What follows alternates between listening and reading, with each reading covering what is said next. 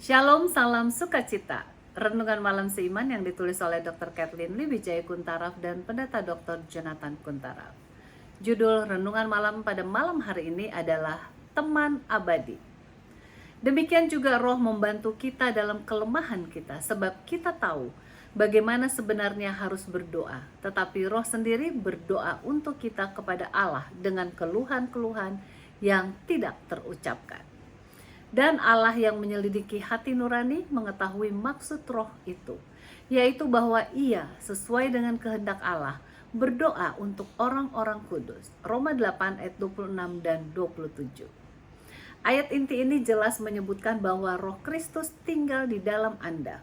Lebih lanjut lagi dalam Efesus 1 ayat 13 dan 14 berkata, di dalam Dia kamu juga karena kamu mendengar firman kebenaran, yaitu Injil keselamatanmu. Di dalam Dia kamu juga ketika kamu percaya dimeteraikan dengan Roh Kudus yang dijanjikannya itu. Dan Roh Kudus itu adalah jaminan bagian kita sampai kita memperoleh seluruhnya, yaitu penebusan yang menjadikan kita milik Allah untuk memuji kemuliaannya.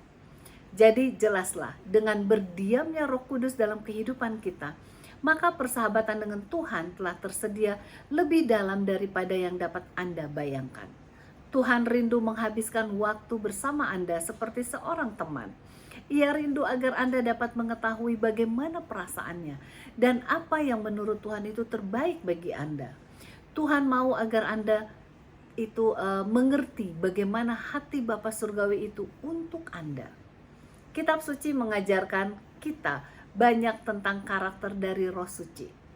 Dalam Kisah Para Rasul 13 ayat 2 mengajari kita bahwa Roh Suci itu berbicara sementara mereka menyembah Tuhan dan berpuasa.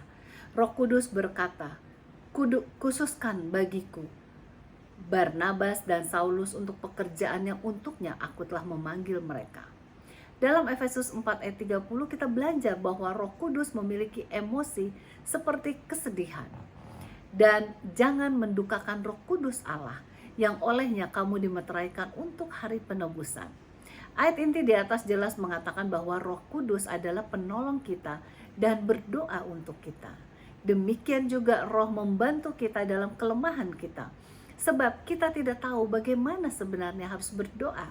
Tetapi Roh sendiri berdoa untuk kita kepada Allah dengan keluhan-keluhan yang tidak terucapkan. Dan Allah yang menyelidiki hati nurani mengetahui maksud Roh itu, yaitu bahwa Ia sesuai dengan kehendak Allah berdoa untuk orang-orang kudus. Persahabatan dengan Roh Kudus adalah salah satu karunia terbesar yang Allah berikan kepada kita. Dia berbicara kepada kita secara emosional yang diinvestasikan dalam kehidupan kita. Sehingga dalam kelemahan kita Roh Kudus membantu kita untuk berdoa selagi kita tidak memiliki kata-kata untuk mengutarakannya. Demikianlah besarnya kasih Allah itu bagi Anda, sehingga Ia mengutus Roh-Nya untuk tinggal bersama Anda. Tuhan sangat ingin untuk melanjutkan hubungannya dengan Anda, sehingga dalam kasih karunia-Nya Ia memberikan Anda dirinya melalui Roh Kudus agar Anda memiliki pendamping yang menetap.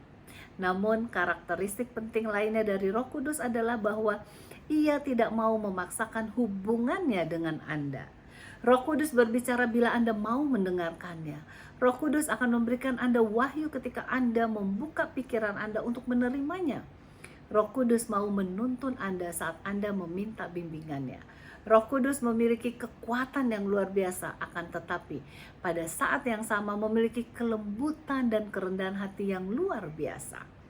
Kiranya Roh Kudus dapat senantiasa menjadi teman abadi kita, sehingga kehidupan kita senantiasa selalu dipimpin olehnya saja. Tuhan Yesus memberkati.